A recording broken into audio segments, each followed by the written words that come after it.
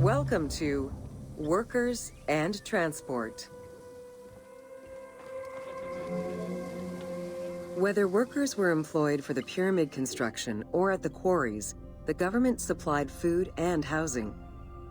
Workers for the pyramids and royal necropolises were housed in more permanent villages, such as the famous Deir el-Medina. Quarry workers had more temporary lodgings.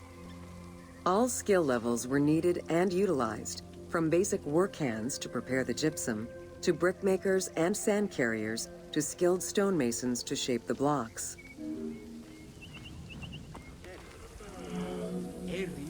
Skilled architects and engineers were employed year-round, while support labor were often farmers who worked on the quarries or construction during the Nile's flood season.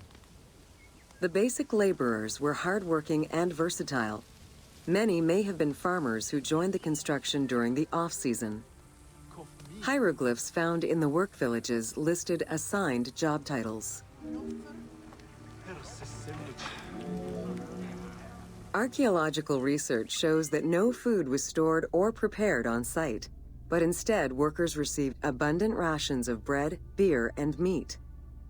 These rations were taken care of by an administration outside the village. Medical treatment was also available for those who were injured.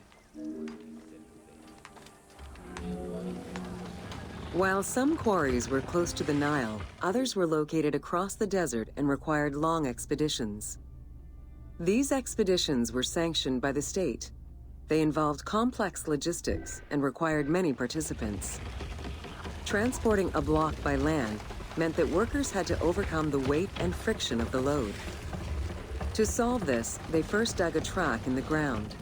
This path was sometimes reinforced with rails upon which a sled, used to ferry the blocks, would be pulled.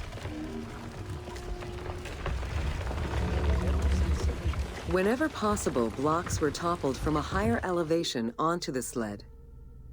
Workers then poured water onto the clay at the front of the sled, creating a slick surface to more easily move the load. It wasn't until the New Kingdom that animals were used to tow the burden.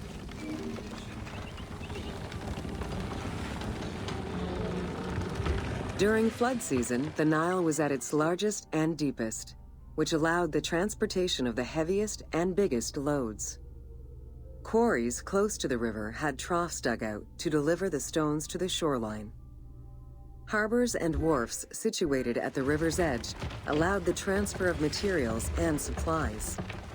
Harbor warehouses accommodated additional stocks of stone so that they were available for the winter sailing season.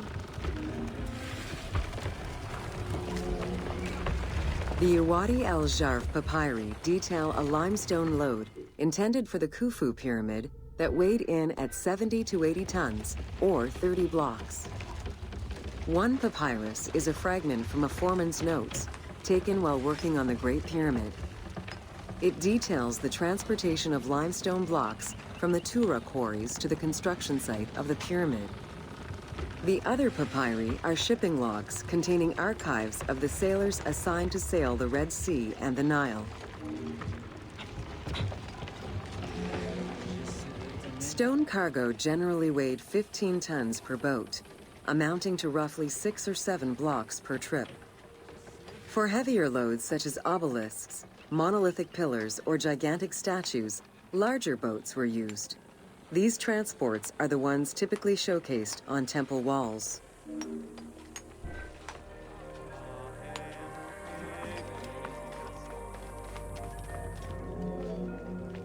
River transportation was the most efficient way to ferry stone blocks between the quarry and the construction site.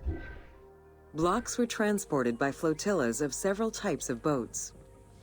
The most detailed illustration of transport by river is a relief of Queen Hatshepsut's barge with an accompanying flotilla.